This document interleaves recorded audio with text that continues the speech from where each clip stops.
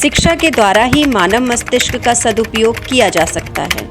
विश्व को एक ही इकाई मानकर शिक्षा का प्रबंधन करना चाहिए। ज्ञान हमें शांति देता है, प्रेम हमें परिपूर्णता देता है। शिक्षा का परिणाम एक मुक्त रचनात्मक व्यक्ति होना चाहिए, जो ऐतिहासिक परिस्थितियों और प्राकृतिक आपदाओं के विरुद्ध लड़ सके। शिक्षक दिवस की प्रतिमूर्ति डॉक्टर राधाकृष्णन के जन्म दिवस को देश में शिक्षक दिवस के रूप में मनाया जाता है। क्या आप जानते हैं इसकी शुरुआत कैसे हुई? आइए हम बताते हैं। डॉक्टर सर्वपल्ली राधाकृष्णन 1962 में देश के दूसरे राष्ट्रपति बने। राधाकृष्णन के कुछ महत्वपूर्ण शिष्यों ने उनका जन्मदिन मनाना चाहा।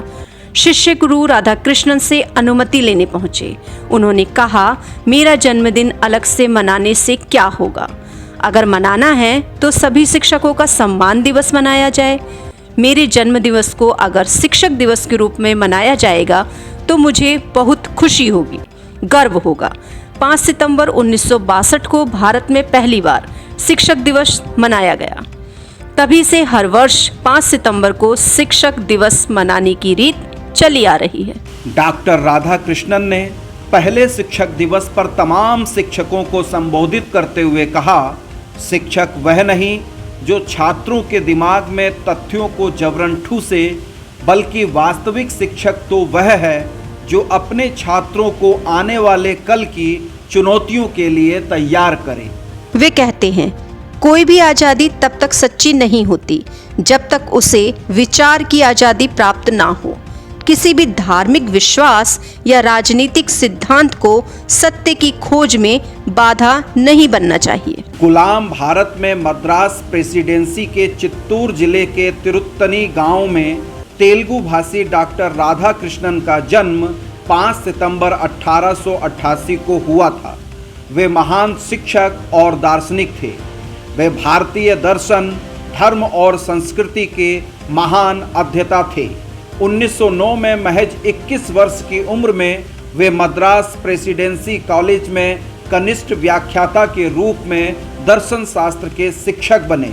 1921 से 32 तक वे कोलकाता विश्वविद्यालय में प्रोफेसर और 1939 से 48 तक बनारस हिंदू विश्वविद्यालय में उपकुलपति रहे।